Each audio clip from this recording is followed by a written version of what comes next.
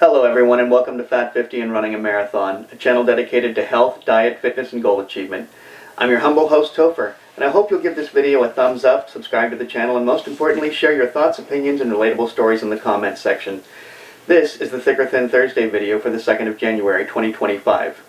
This channel's name reflects my failure to achieve a goal. This video series reflects what I'm learning from that failure. So, first off, Happy New Year's Eve, or Happy New Year's everybody. New Year's Eve is come and gone, but Happy New Year's to everyone, and wanted to, like I said, start with that. Real quick, I'm going to change the format a little bit. I want to discuss the books that I've read because I'm going to be, one of my goals this year is to try and read 5 books a week, and that's a very ambitious goal, I know. But I do want to discuss the books first, and then I'll transition to the question and where I'm going. I finished and have restarted Can't Hurt Me by David Goggins. I really want to stress again, I know I've talked about him before, and I think he has a great masterclass. I've read what his critics say about him, and what his critics say about him I don't agree with. Because what I believe David Goggins is telling you to do is push yourself to do what it is that you need to do. And a lot of his critics seem to have this notion that, well, he's suggesting that you run on broken legs and blah, blah, blah. No, he's not. He's suggesting if you want to be a high-endurance marathoner, you run on broken legs, even when your feet are cut open, that you still run. But he's not suggesting that everybody just go out and start doing what he was doing. He was training to be a Navy SEAL. So anyway, that's to combat the critics about him. That's what I have to say about him. And in specific, I wanted to point this out. At the end of the book, he's finally learning, and he needs to, and he did do stretching. And that's the thing that I definitely need to get back to. I've talked to Nancy many, many times. I want to get back to the point where I'm doing a stretch yoga routine every night prior to sleep. So, but he did discover that he had not been stretching, he wasn't doing stretching, and he realizes the importance of doing stretching. So to me, David Goggins is, every once and again, there's a God among men walking among us, and I think he's one of those people, I really do. Also, reread 0 to 1 by Peter Thiel. If you are unaware, Peter Thiel founded PayPal with Elon Musk. And the takeaway I want to share with you from that book this time around is a bad plan is better than no plan. And I agree firmly. The stress that if there's any one point to be made from the title itself, 0 to 1. Peter Thiel says 1 to 2, and I think actually James Clear might have said the same thing.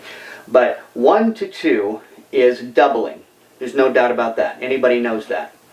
But 0 to 1 can't even be measured. Okay, that's how much more 1 is than 0. That you just can't measure it. That first step, that literal first step in some instances, is so much more than the second step will ever be over the first one. So that's the takeaway from that book, I would say. So, for the new year, I like to set monthly goals instead of New Year's resolutions, and it occurred to me that a former friend of mine had suggested that I set up 7 goals every month. This month, my particular goal is to try and get my routine down. I have a routine that I'm working on that I want to make happen, and that's my goal for the month. Also, I've noticed that when I do my 3-mile tour in the morning, I'm usually walking. It's taking me 55 minutes. My second goal is by the end of February to shave at least 5 minutes off of that time by doing some running, jogging, what have you, but moving faster in order to get 5 minutes off of my time. So, lastly, there's 2 other goals that I set for myself. The first of which being I have 3 12-packs of Coca-Cola here to my left. Those have to last me until Halloween, and Nancy's already borrowed 1, so I'm down to 35. So I'm averaging, so that would be about 1 for every 8.5 days, 1 Coca-Cola. So I'm at a point where I have to basically go weeks on end without drinking it. And honestly, it's not, even though it doesn't really help for me, and I know people are going to wonder what this is about, I swear to you, I went 80 days with drinking 1 Coca-Cola. 1! Didn't lose a pound. Okay? And I drink Coca-Cola daily. So, obviously, Coca-Cola intake is not affecting my weight. But I know it can't be improving my health. So by limiting myself to that many, these 3 cases until Halloween, I've got that under control. My primary goal that I'm focusing on now is to get this 51-inch waist down to a 38 by my birthday. When I reach at the end of July, when I reach 53, I will then only have 2 years to plan for the marathon, the one that I didn't successfully complete, turning 50. So if I'm going to complete a marathon at 55, and I know a lot of you out there are sitting there saying 2 years seems like a long time. Trust me, it's not. And in specific, I need to get foot surgery done on my right foot. My right foot is even more of a mess than my left foot. My left foot's doing a pretty good job of repairing, but I need to get that surgery done. So my goals then again are by the end of February to have my 3 miles down to 50 minutes, to go until October, until Halloween, with 3 cases of Coca-Cola, and to shave 13 inches off of my waist by the end of July. So these are all very ambitious goals. I don't have a completely cogent plan for each and every one of them, but I do have some baby steps along the way.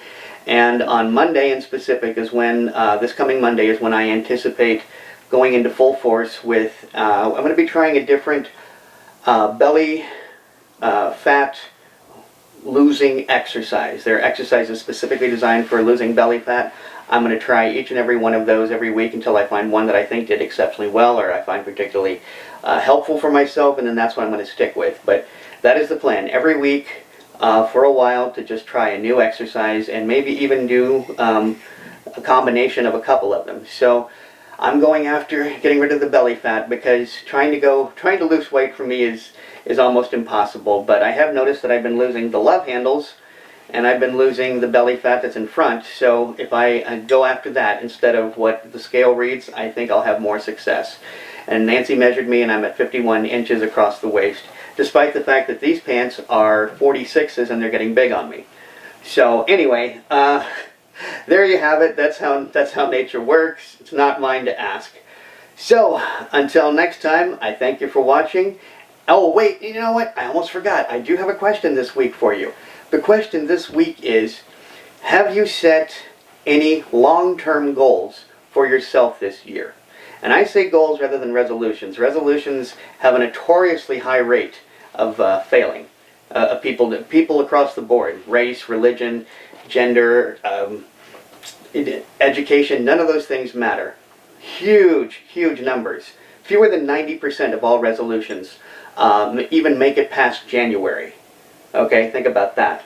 So, my question to you is, have you set a long-term goal, like the ones I was talking about? By the end of February, I want my 3-mile time down to 50 minutes. By the end of October, I expect myself to have drank no more than these 3 cases, these 3 12-packs of Coca-Cola. By my birthday, July 30th, I expect this waist to measure at 38 inches.